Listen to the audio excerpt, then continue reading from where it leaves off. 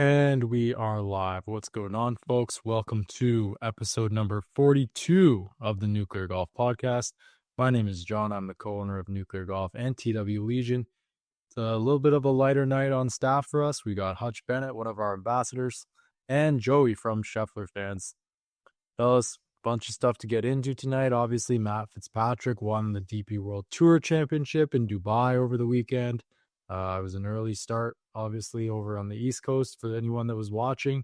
But Rory McIlroy came close as well. He eagled the 18th to force a playoff. Looked like he was going to do the unthinkable and win it. But he actually ended up finishing runner-up, lost in the playoff to Fitzpatrick. But he won the race to Dubai for the 7th time, passing Seve Ballesteros. Actually, did he tie him? He tied him? I think he tied him. I think is he tied? I thought he was solo second, but I think he tied him. Maybe he's one away. I should probably know this before the show, but Adam Schenk also won for the first time on the PGA Tour in Bermuda.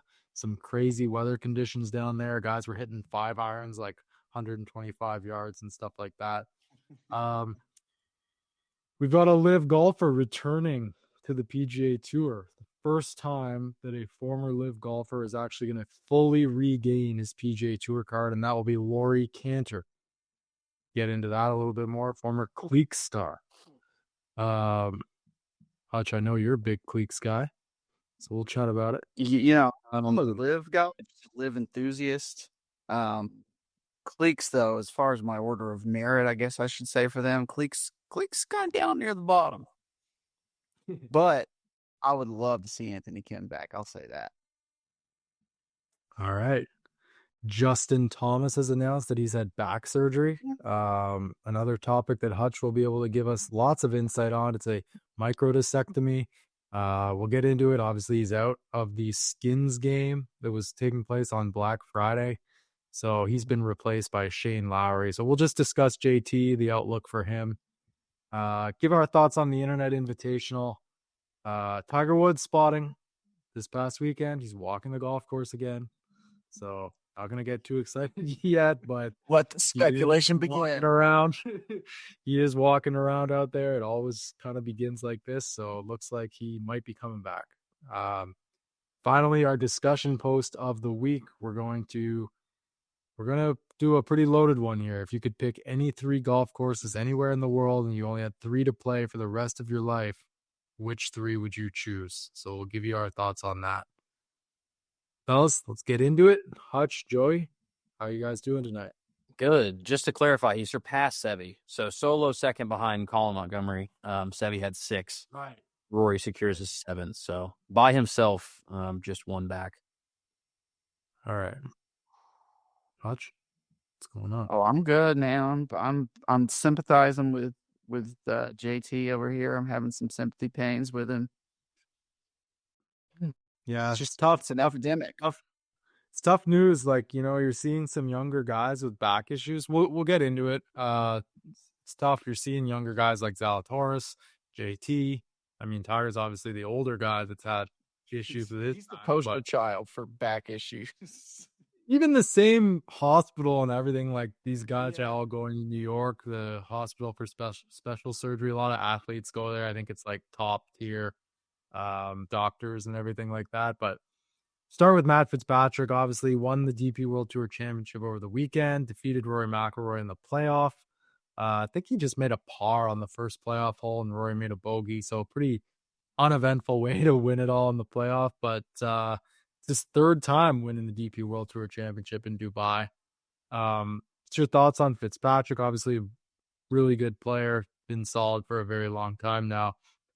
Winning the flagship season finale for the DP World Tour. He's got. Shout out tournament, right?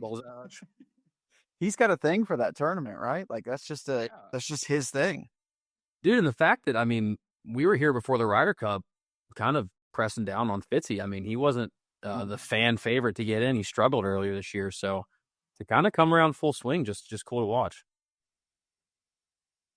Yeah, and for him to go, I mean, it's always got to be a confidence booster. Not that this guy lacks confidence, because he's a professional golfer, has obviously had a bunch of success, won a major championship, but it's got to be a huge confidence booster to go down the wire, right at the end against Rory and to come out on top. I mean, whether or not Rory, blew his tee shot in the water off the tee in the playoff or not, like you still beat Rory McIlroy, who arguably is the best player in the world. So, that's crazy, crazy for him. Good for him. I also don't think, speaking of Rory, can say enough about the year that he had, because I mean, we've seen it before with guys who, especially like him completing the career Grand Slam. It would have been really easy for him to just kind of naturally you kind of fall off a little bit, coast a little bit, and he had a little dip after that. But late season, he has come back strong, and he's not winning every event, but my God, he's in contention for every event. Like it's Yeah. every time he plays, he's up there. Yeah, so just to recap the season that Rory McIlroy has had: career Grand Slam at Augusta, he won a Players Championship, which lots of people say, oh, if there was a fifth major, it would be the Players. Yeah, I mean, I don't agree with that, to be honest, but that's my that opinion. is what they Not gonna say. go there. Yeah, race to Dubai title yesterday,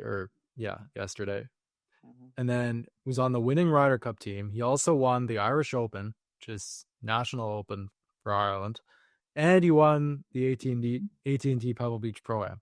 So when you sum it all up, I mean, if you just had Augusta on there, it would be an incredible year. But Yeah, it's a shame. the other, It's a shame there's a young gentleman by the name of Scotty Scheffler tearing up the tour right now. Otherwise, Rory would be a clear number one non in the world.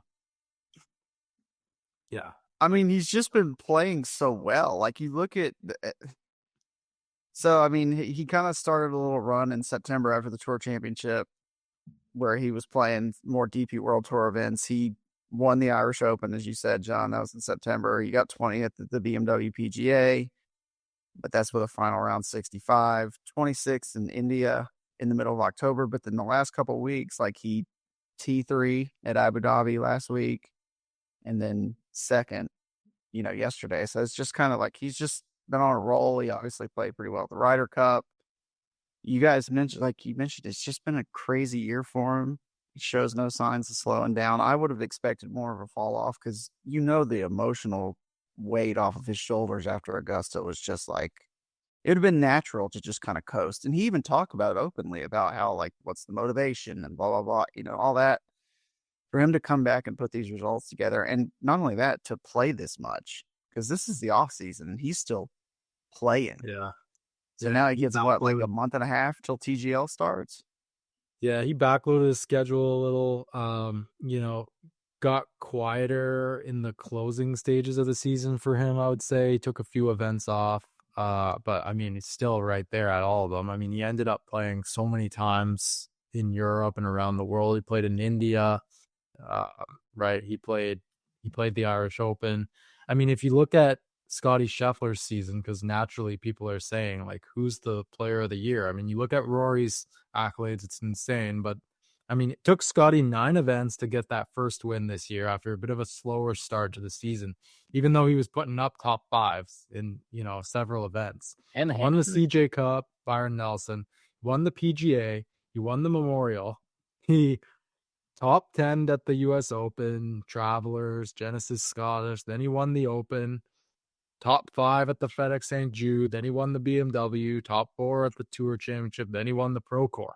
It's like, what a season for Scotty Scheffler as well. 2 majors in there, Joey. Well, I think Scotty is better on paper, but if you're talking about the more momentous, like Rory had all of the storyline wins. Like, Yeah. so I mean, depending on how you want to grade it, fine. Which again, like, no one's touching Sky Scheffler, and Rory's basically going out of his way to say, no one's touching Sky Scheffler and me. He's putting himself right up there in the conversation, which, when you look at what Sky is doing, it's actually absurd that someone can even play that caliber. Not to mention, this is Rory's 15th, 16th professional season. I think 2009 was his first professional win.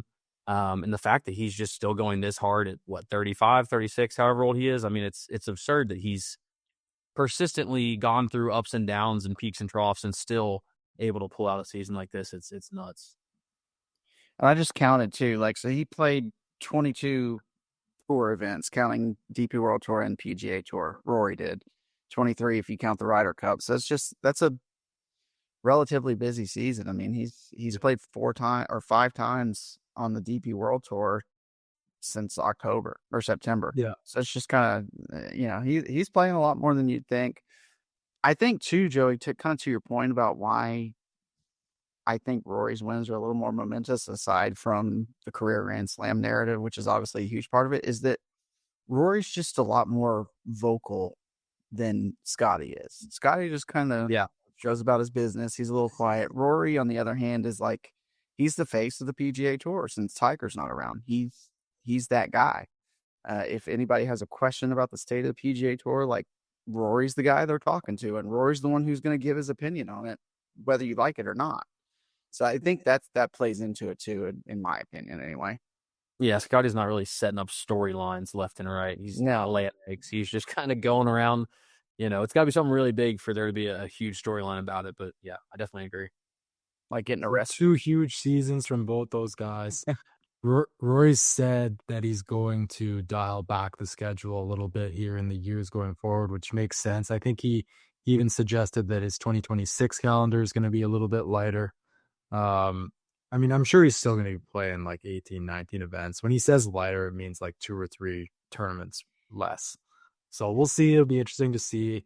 He kind of said that he was going to do that in 2025, and I guess he did, but at the end of the season, it felt like he played a bunch of times. So we'll see. He played a bunch of DP World Tour events and still playing all the big tour events on the PGA. So we'll see how 2026 unfolds. But man, Scotty and Rory are just crazy good. It's just, they've been so good for so long now.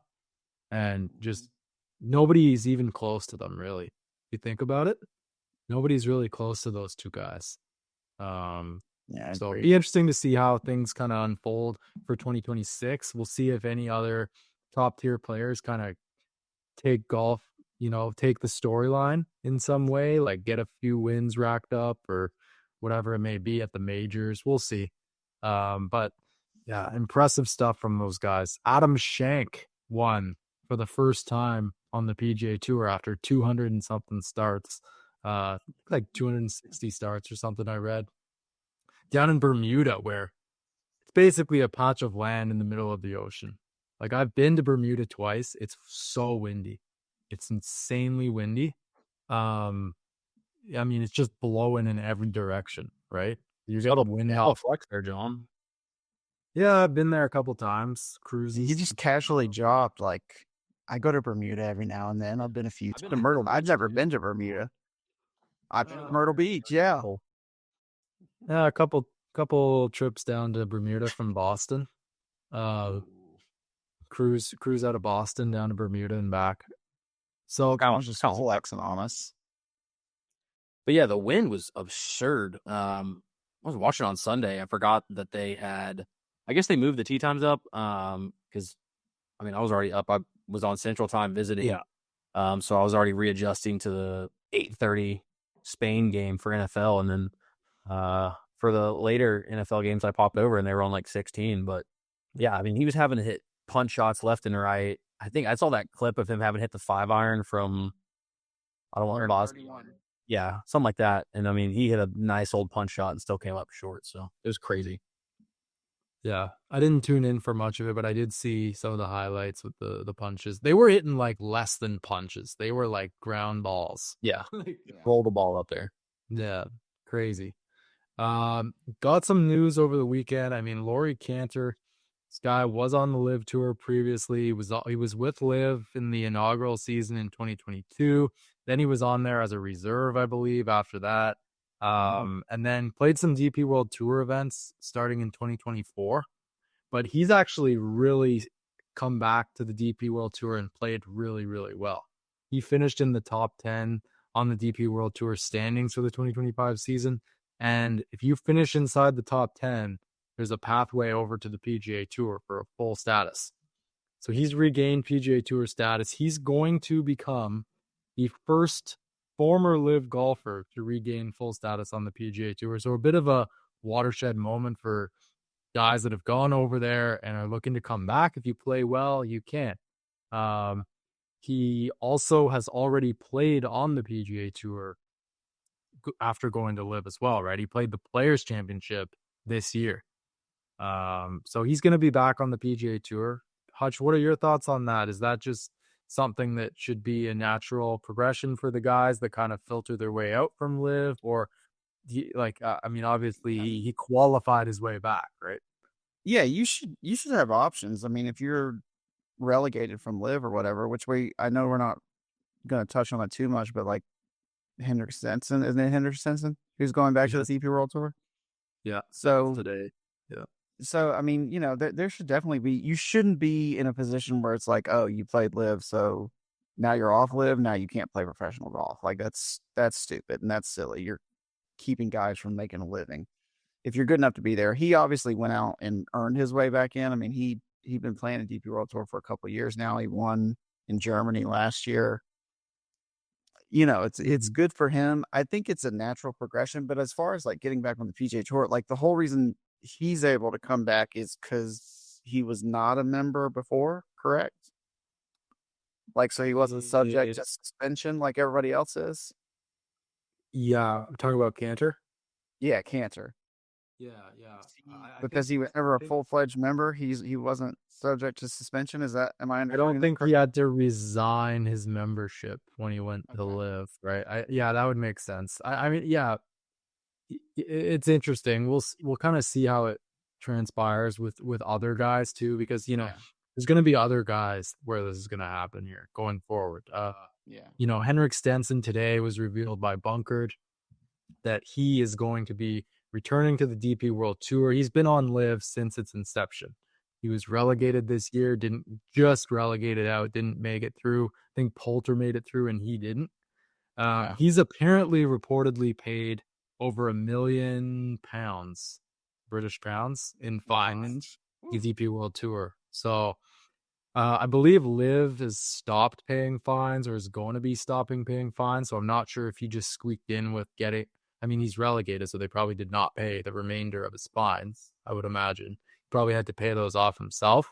But he'll be back on the DP World Tour. He's a major champion, so we'll see. That signing bonus was nice, though. I'm sure he had enough money to cover that. I'm sure it was all right. Fine. Yeah, for sure. Yeah, I mean, it's good for there should. I just go back to the main point of no tour, no matter who it is, should be able to tell these guys that you can't make a living playing golf. If you get off of one, you should have the opportunity to earn your way back, not be given your way back. You got to earn your way back. That's fine. And if you can go out and earn it, then good for you. You should be able to play. Well, there isn't really much of it's not really live to PGA Tour here. It's just like a story of someone who grinded their ass off and had to work really hard. I mean, I know he had the opportunity to play the Players, and then kind of stumbled again from there, and has just been grinding it out on the DP World Tour. And there's not really a storyline. Like in his mind, he just wants to play golf at the highest level he can. It's not this, oh man, live's not for me. I'm going to try to go crawling back to the PGA. And luckily, I haven't seen that story getting twisted a lot because I think it's James Piet from Michigan State, who won the amateur years back. I know he played on live, and he got into the Rocket last year. And I'm not sure if he had tour status when he left. He might be in that same boat where, but I've seen him try and grind it out too. And it's one of those things where like these guys just want to go play professional golf at the highest level. There is no storyline behind their motives of I want to jump back to PGA, because I'm jumping boat from live. Like they made a decision.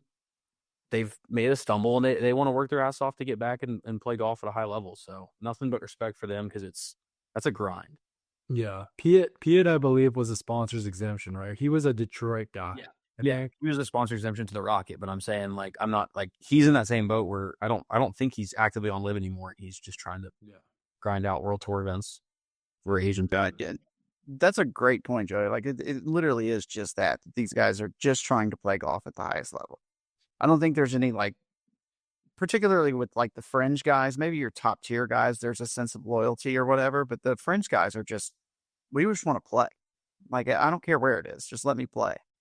And those guys that are out just grinding their asses off, like you're saying, Joey, like these guys had to fight super hard to get back. Cause after Cantor got relegated from live and he was off, like it could have easily just been over for him.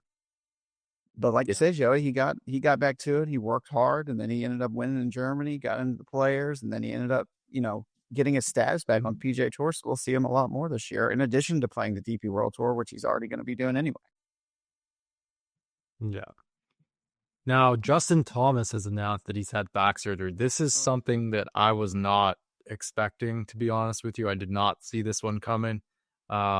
He was supposed to be set to play in the Skins game, which is going to be taking place at Panther National, which he co-designed, I think, with Jack Nicklaus down in Palm Beach. So that's obviously, a bit of a tough news there that he's not going to be able to participate in that. They're bringing back the Skins game, right? It's going to be on Amazon Prime. I believe it is Keegan Bradley. It was going to be JT, Fleetwood, and who's the last guy? Literally not. I can't remember, but I know I saw Shane Lowry was taking JT's place. He's replacing JT. But yeah, no, it's tough news. Justin Thomas, he's had back surgery, so it's a microdiscectomy. He said he was having pain in his leg, I believe, right, Hutch? I guess that's kind of his hip. Symptom of nerve or hip, yeah. Symptom of the nerve pain, right? You start getting a shooting pain down your leg, sometimes down your arm, I think. Yeah, if you're like in the higher levels, like in your upper back or in your neck, you can feel it on your arms. For me, it was down my legs.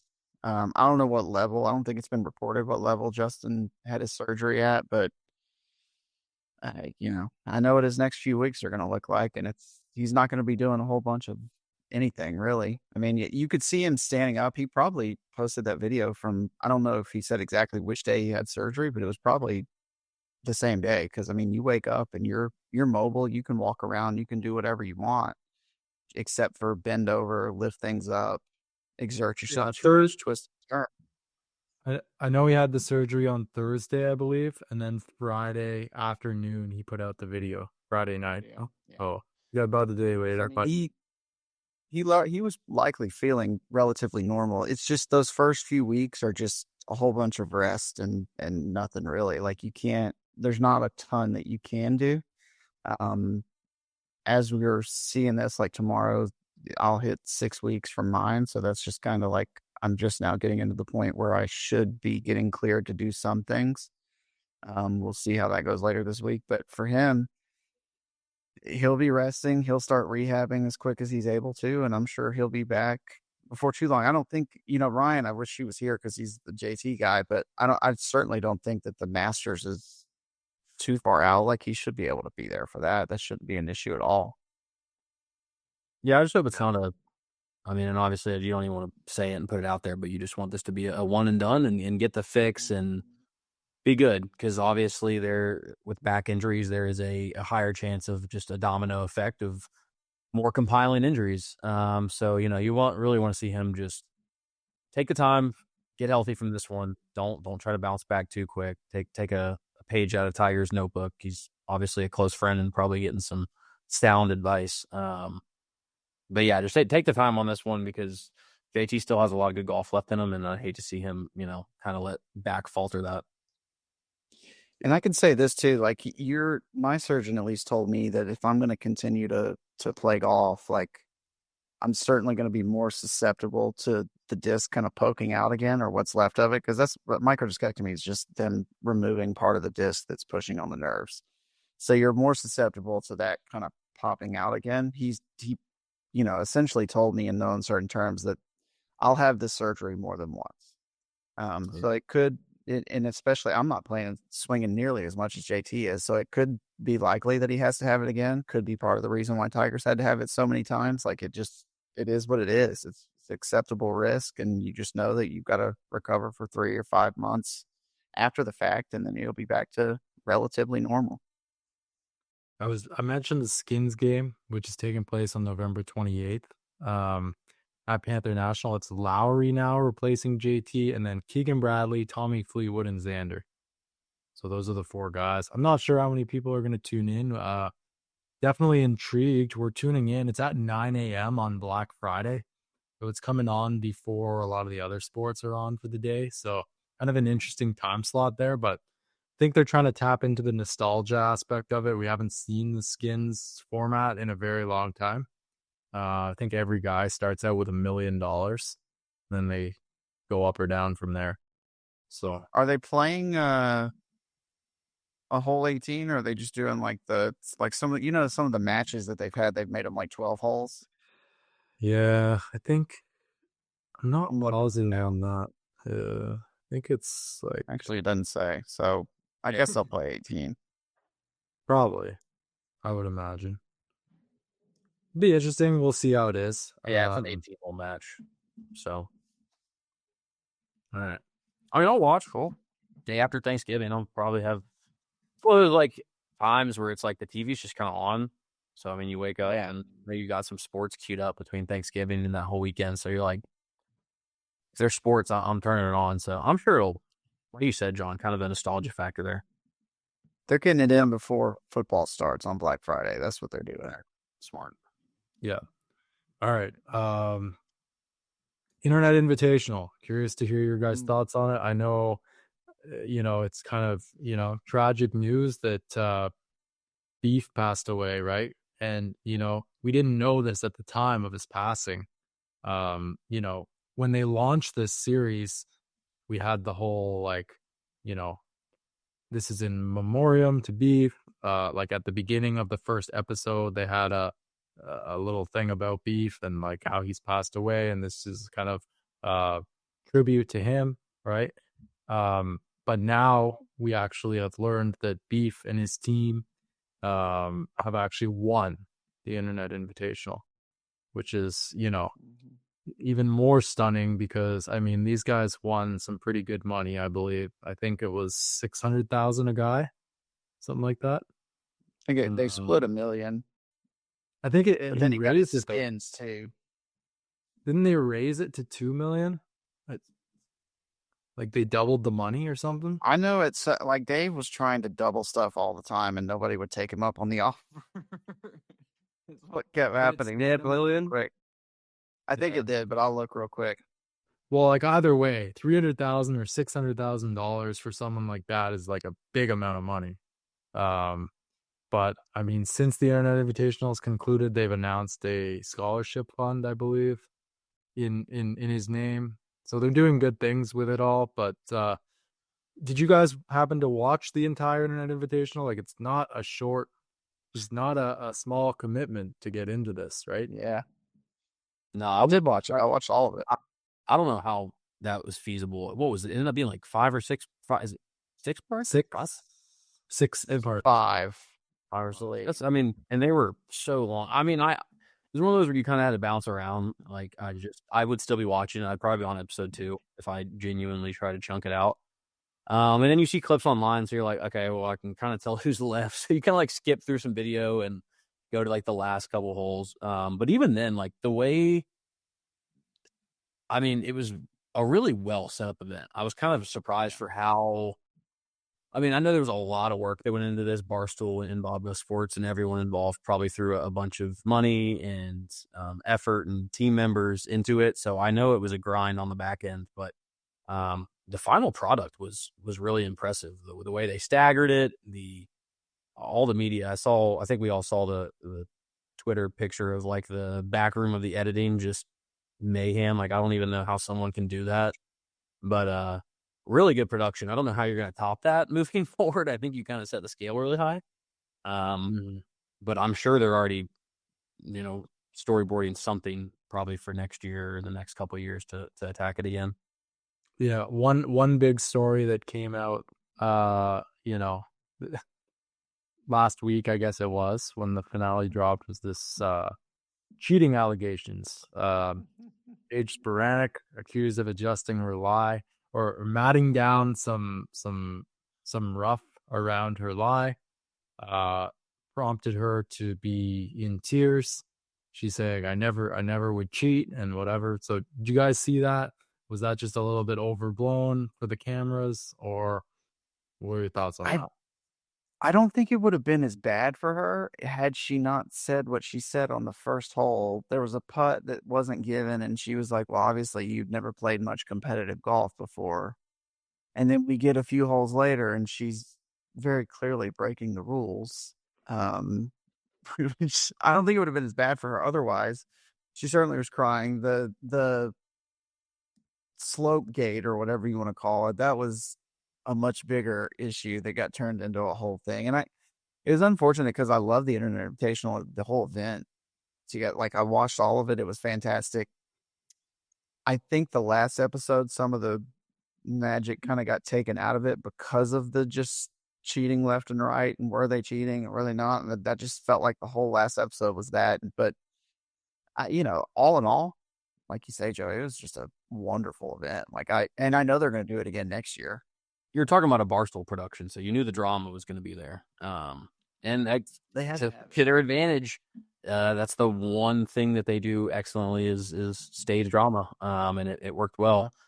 Because that's definitely been a brunt of the clips you see, and I think it's kind of crazy that I always say that, and then the power of Twitter and the internet never ceases to amaze me. But I don't know who's throwing death threats out there for a cheating scandal over a YouTube golf event. Yeah.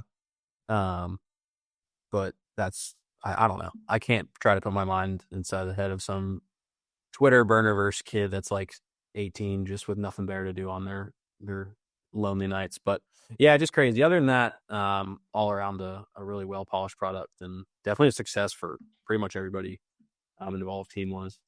It to me, like if it didn't affect the people who are actually playing for the money, then we should just leave it alone. Yeah. Like if you want to say he's a cheater or whatever, just say it. But God, going after his wife, his mom, and stuff, that's just insanity. That's insane. I don't even get obviously it's not acceptable for at any level, but like when it's, your quarterback for your team that you've been a fan of for 20 years, that one you can at least again, I understand why someone would be so upset to do that. Again, it's ridiculous, but who cares enough about the Internet Invitational and go to those lengths to do that? But I don't know. Again, that was all just fueled up into a whirlwind of drama, and give them credit where it's due. They did a good job whipping that up. Yeah, and I looked it up, John. They did keep it at $1 million for the grand prize. So Beef won 3.25 or 3 1/3, which I thought that was really cool. At one point during that they had the clip of him saying what he'd do with it. He'd obviously give some to charity and then pay off his parents' house. I hope he got to do that. I did see something today where Hank and Big Cat were talking on one of their shows today about going to film something else right after they got done doing the Internet Invitational. Like we're talking like a couple days after. And he was like, it was weird. Hank was like, it was weird because we were sitting around a campfire and nobody there knew that he had won. We'd all signed the NDAs and stuff, but he was like, just like giddy and over the moon about it. He went on a beer run for somebody, and some girl asked for a bottle of wine, and she was like, there were signs that he won because he came back with 8 bottles of wine and was like, here, like I've got all his money, whatever. So he definitely got to live it up there towards the end of his life. Unfortunately, it ended, but they did a good job of memorializing him. I saw they renamed the trophy as well. I do think it was a good touch. I know you said they added that video package at the beginning of the first episode. They also, if you remember back, they delayed the first episode launch by a day because the news came out of him passing on the day that it was supposed to come out. Just a sad and unfortunate thing, but obviously by renaming the trophy, like they were obviously planning on doing this again. And it was a massive, massive success. So I'm sure that it'll keep happening, and his memory will live on through the trophy and the event in itself because he won with Brad and Francis. Yeah. All right. Shift gears a little bit. Kai Trump played in the Pelican or at Pelican. It was the Annika. Sponsors invitation, sponsors exemption. She shot 83 on the first day. She said she was a little bit nervous. Followed it up with a 75 the next day. 8 shots better. So pretty good. I mean, she's only 18 years old. People on social media can be a little bit harsh sometimes. The reality is having her involved in the event drew a lot more eyeballs to it. A lot more people were talking about it on social media. So overall, I think it's a net win for the LPGA Tour. But what do you guys think? Was it great that she teed it up, played? shows that she still has a long way to go, but also, or do you think that the spot should have been given to someone else? I mean, we can have the sponsors exemption conversation all day, regardless of who gets it, whether it's Kai Trump or anybody else that's ever received a sponsors exemption. I mean, to draw much of an opinion on it's probably a little foolish. Like we talked about it when we previewed it. If you're expecting a really good score, you might. If that would happen, it would have been great, and I'm sure there have been a lot of benefits out of it. But you can't really pull anything out of the score. We know she's not relatively well ranked for her age level and amateur status. So Yeah, high school. Yeah, it's 100%. It was a move from the event to promote it, and it worked because we're talking about it and people posted about it, and they had Caitlin Clark out there and did the pro-am stuff, and like people tuned in. So overall, from the business standpoint, yeah, it's a success for sure. From the quality of golf, yeah, you can make the argument that someone's spot got taken, but again, that's a sponsors exemption thing. Not doesn't really matter who it was that took the spot here. That wasn't going to perform, with the rest of the field. Particularly on the LPGA, like they want the same thing that everybody else wants, is for more people to watch, more fans to be made, more people to come to the events, because all of that equals one thing: more money for them, right? Like more money goes into the pool, more money for prizes, things like that. She brings it in, man. Like you can't tell me, like, is there somebody just purely based on golf skill and golf ability and golf accomplishments? Is there somebody more deserving than her? Absolutely. Absolutely. That person who's right on the edge, on the bubble, the last person in the field, they're not making that event any more money. They're not. Yeah. Sponsors exemptions are sponsors exemptions for a reason. And if you don't like it, then make enough money to be a sponsor, and then you could pick whoever you want to be in. You know what I mean? Like, it's just, she brought eyes. Of course she was terrified and nervous on the first day. She is, albeit she is a Trump who's had eyes on her whole life, she's still a high school girl. And she went out there and had to play a LPGA Tour event. And hell yeah, she shot 83. I was surprised it wasn't worse, honestly.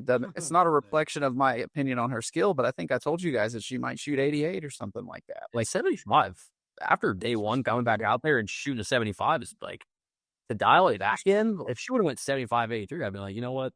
First day was started hot and you lost. Now, well, yeah, I mean, grand total, she did get last by 6 shots. I will say that. Okay. The whole thing. But yeah. But we're the eyes are what she's there for. She's not there for the scores or the golf. She's there for the eyes and the attention and everything that it brings. It's the same reason they invited Caitlin Clark to come down to the tournament. Yeah. It's the same reason they had growing the game. Sophie Cunningham, and then who she plays basketball with. Yeah, I think so. Same reason they had her out there wearing next to no clothes under a caddy bib that I saw pictures of on the internet. Like, it's just that it's all about eyes on the event. And honestly, for the LPGA Tour, that's a great thing. It's exactly what they need. It is exactly what they need. They need more eyes on the product, because ultimately they are just as good at golf. I saw Grant Horvat play Nelly Korda in a YouTube video a few days ago. Like, they're so damn good at golf. Like, they deserve people to watch it, and whatever it takes to get more eyes on it, I'm all for it. All for it. I agree, Hutch, wholeheartedly. Sponsors exemptions are sponsors exemptions. If you've got enough money to put up a purse for the tournament, I mean, yeah, you should be completely able to pick whoever you want to play to bring more eyeballs in. So, agree. I think it's great that she played. Maybe didn't go the way she wanted. I think her expectations were going in were probably pretty subdued, to be honest. I mean, you got to be realistic about it. She's admitted, like, they toned the expectations down before the week even really began, talking about how her short game needs to improve. Annika Sorenstam literally said that before the tournament began. So setting the stage that, she might not have her best stuff, but she's here, she's bringing attention in, and that's all that really matters. Is a good learning experience for her. She's going to be going to the University of Miami next year. She's already signed. So she's pursuing pro golf, and we'll see how her career kind of unfolds. Oh, fellas, Tiger Woods has been spotted. He's walking the golf course In the wild. It seems like all of his comebacks kind of start the same way. had surgery. We don't hear about him for several months. In this case, I think it's only been 6 or 7 weeks. But again, it all kind of starts the same way. Has surgery, starts walking around the golf course. Sometimes it's the cart first. We're skipping the cart this time. No cart. He's walking around. He was actually seen at Mission Inn Resort in Central Florida. Don't know the exact city, but it's a little bit outside of Orlando area, I believe. Yeah, He's there on Saturday. He's there on Saturday for day 2 of the Florida State High School Championships. Elin Nordegren, his ex-wife, was also there. Some of his TGR staff were there with him. I saw Rob McNamara in the photos as well. So it looks like they're, gearing up to walk around. Well, actually, no, it's probably gearing up for the kart Champions Tour, but we'll see. Charlie shot 4 under 68 on Saturday. He led Benjamin High School to the win. He also finished 4th overall for the week, so that's good for them. So yeah, your guys' thoughts on seeing Tiger walking around a golf course again here. There's also been some news in the past week about, this Champions Tour, how his appearance on the Champions Tour could potentially overshadow regular PGA Tour events. Golf Week reported on it. They said the Insperity Invitational, which is happening in early May, is the same week as the Truist Championship, which is a signature event. And Tiger's recently just signed an endorsement deal with Insperity. He's already got the sleeve sponsorship with Insperity on his sleeve. So there's signs that he's coming to the Champions Tour. And if there was any one event that we could pencil in, I think it could potentially be that one. They're just gonna have to get used to that though. Like if Tiger's gonna go play the senior tour, yeah, he's probably gonna overshadow. Now, I don't know really how you avoid that in terms of you can't schedule any different.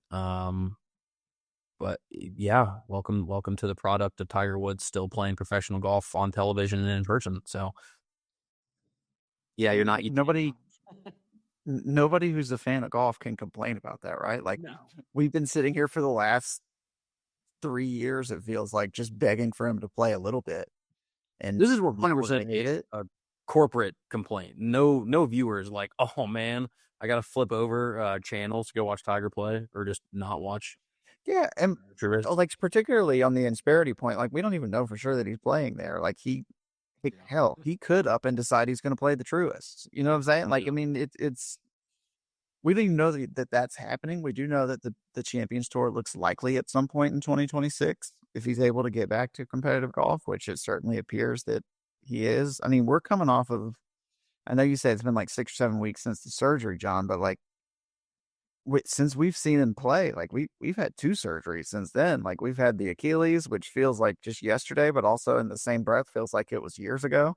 I mean, there's a lot to come back from. He looked great. I do think it's cool that he's got the Insperity logo even on his civilian clothes, like when he's not playing golf, like it's still on the sleeve. So yeah, he looked good at the Bridgestone shoot too that we saw some photos from. So it's just kind of like one of those things that we don't care if it us personally, and I'll speak for me and I'll also speak for y'all. We don't care if it overshadows the Truist Championship. Like Tiger Woods, like a reason it's overshadowing the Truist. Yeah, it's just the reason. I mean, hell, Scotty's going to win the Truist anyway. Why do we even need to watch? Yeah, true. Good point, Hutch. Why do we need to watch? Let's watch Tiger win the Insperity Open or whatever it's called. Yeah, there was some news tonight. Jake Sherman, he's with Punchbowl News, reported tonight Tiger Woods and Elon Musk are both expected at the Trump dinner for Saudi Crown Prince Mohammed bin Salman tomorrow night at the White House. So this is not just official. This is not just Yasser Al-Rumayyan going to the White House and meeting with Tiger. This is the literal emperor or crown prince of Saudi Arabia. It's a pretty big deal. No idea if they're going to be there talking about living the PGA Tour, but Trump's obviously invited Tiger to get there while the Saudis are in town. I would have to imagine it has to do with living the PGA Tour. Do you guys agree? Yeah. I don't think you just invite Tiger or show him the new ballroom. I don't even know if that's done or that's where they were doing it, but just no, that's not even play out. I know that. I don't know. I wouldn't be surprised if they somehow threw that thing up in 2 weeks. Maybe Yeah, have a dinner. There's just casual conversation about fixing golf in general. Like that's just the way this is going down. Like we're just gonna talk about how we patch up all these ruined relationships over some steaks at the White House. Like it sounds like a good idea to me. it would I probably. don't know what the Crown Prince eats, but I'd probably fold. I'd probably you invite me to a nice steak dinner at the White House. I'm probably gonna at least hear you out. yeah, I'll go. Hell, it's the White House. You got to go. You gotta go if you're asked, right? All right. Discussion post time. If you could choose any 3 golf courses to play for the rest of your life, which 3 are you choosing? And to I'm gonna go clarify, last. we're leaving Augusta out. In my opinion, I probably would leave Augusta out anyway because I think being able to play Augusta whenever I want would take away the magic of Augusta. So I probably wouldn't put it in there anyway. But just for ranking's sake, we'll go ahead and say without Augusta, what 3 courses? John, you want to go last? Sure, I don't care. Or I can go first. Doesn't matter. Are we snake drafting this, or are we just doing 3 Oh, at I a think time? we're just listening. List them. Okay. I can go first. All right, yeah, let's go down there. I'm gonna go Pebble Beach, St. Andrews, and Bandon Dudes. Dude, you don't want a casual, like, soft green, kind of no wind round? No. You don't want just a nice Florida round of golf? No, originally I was thinking like PGA National for some reason. I walked around that course. It's kind of fun. Like I was there for the Honda, but John's got a soft spot for the Honda. I do. I'm disappointed. It is now the Cognizant. Forever the Honda. Me. It can be the Cognizant or whatever, but it's the Honda in our hearts. The Honda to me. He almost won it in 2018. So Yeah. he didn't almost win, but he was up there. But you picked like Bandon. Like I've seen videos on social media. I've obviously never been to Bandon Dunes, but like I've seen videos where it's like people are out there playing and like looks like 70-mile-an-hour winds. There's no like it made the stuff John on is Bermuda look tame. I'm surprised John didn't throw Bermuda in there. Sounds like he wants to play in a wind funnel. I just want to play courses that are regarded as, very. He didn't throw Bermuda in there because he's a regular there, Joey. Like he's there so often that it's not very special for him. Cruises from Boston all the time. Yeah. Pebble, I just picked that because of the views and just its, famous landscape on the ocean. I just think it's so historic. And then St. Andrews, just its place in the game and how far it goes back. Like, not like the 1500s. I'm going to get you an April round out there and show you what the wind looks like out at Pebble. But yeah, when it's nice out there, yeah, I don't blame you one bit. But you try to sneak out for a Tuesday round, the winds, the ocean breeze is ripping. I don't know. Hutch? All right, I'm gonna go like, and these are in no particular order, but I'll go Bay Hill because that's kind of got a soft spot for me. There's a place in Atlanta that I've played one time called Peachtree Golf Club, which is like, from what I remember, like Bobby Jones and them did it right after they did Augusta. They made it, so there's a lot of kind of similarities between the two. I played it one time; it was phenomenal. I would love to play it a million more times. You can't really get on there unless you're a member or unless you know somebody, and even then it's hard to get on. And then third, I guess, oh gosh, it's tough. Do I go across the pond? Some say you might have to. According to John. John would say I'd have to. I would do like Birkdale if I had to go across the pond, but if I don't, like I'll stay in Ohio and do like No. I'm sorry. Let me take all that back. I'm going Doral. That I love Doral. That's valid. I like you said that because I was going Muirfield, number one, and I'd be a little upset if it got taken. I guess we could both do it. You can have it. Yeah, Muirfield's just, dude, it's so pure. Like almost all around time of the year. I mean, obviously in the Midwest it gets a little brutal in the winter, but when you can actually play it, it's so pure. It's just like an all around pretty course. Obviously, it is. It's the one I've been to the most. Harbor Town kind of just goes without explanation. A good mix of everything, and then I am going to go across the pond. but I'm going to go Carnoustie because it's a little bit further north and closer to my heritage of Scotland. So I'm going to go one a little closer to home, or at least to my old heritage. Gotta get out there and play it at some point. But yeah, it'd be also airfare to Europe. I mean, are we including airfare? Is this? Oh, do we have to pay to play these places? No, I think it's just you get to play for free whenever you want. But you got to get there. Yeah, I didn't really factor in a JetBlue flight every week. But you know what? If you're playing, I don't know. But yeah, Muirfield, Harbortown, and Carnoustie. Yeah, I went Bay Hill, Doral, and Peachtree Golf Club. And John, you went Pebble, Old Course, and then Andrews, Bend. Realistically, though, the golf course that you're going to play the most for the rest of your life, what do you think that is? St. Andrews, probably. No, realistically, like that you're actually going to play. Oh, I thought you wanted me to pick one of the three now and dial in on it. Probably the golf course 5 minutes away down the road from me. Yeah, mine's called Crystal Falls. I'll play there all the time whenever I'm allowed to play again. You know, statistically, it'll be the shitter 10 minutes down the road. But I mean, I wish it was even something nicer around here. But you know, it would be. We have a few nice ones here, to be honest. In the 3 months that you look, I'm close to Atlanta. There's a ton of nice golf courses around me. Like, it's just a matter of getting on them. Because it's so hard. I don't know. Are you guys members anywhere? Not in work. But it's so hard once you've been a member somewhere, like, to go back to playing public golf at that point. Like, it's just like 6-hour rounds. Oh, yeah. It's hard to do. I just can't do it anymore.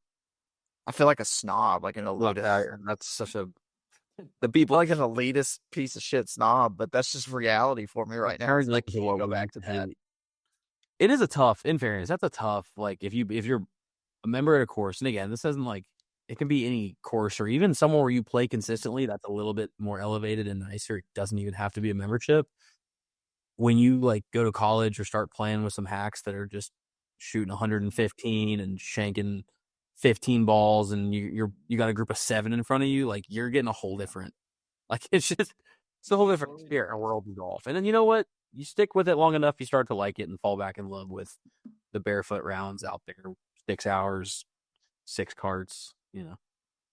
I could see that. It's just like it still sucks. Don't get me wrong. To the point in my life where it's like I've started going to, since I joined over Crystal Falls, is like you can go out there and you can play a whole round in 3 hours, or if it's just 2 of you can play it in less than 3 hours. And it's just so hard to go back to, all right, you're going to double that time that you're at the course. Like, and you know what I'm saying? It's just kind of like you're sitting waiting 10, 15 minutes on every tee shot. And it's just like, man, this sucks. Like, and it feels so snobby and so terrible saying that, because that used to be like my favorite thing in the world to go spend 6 hours at the golf course. But now it's just, I got too much to do to worry about that.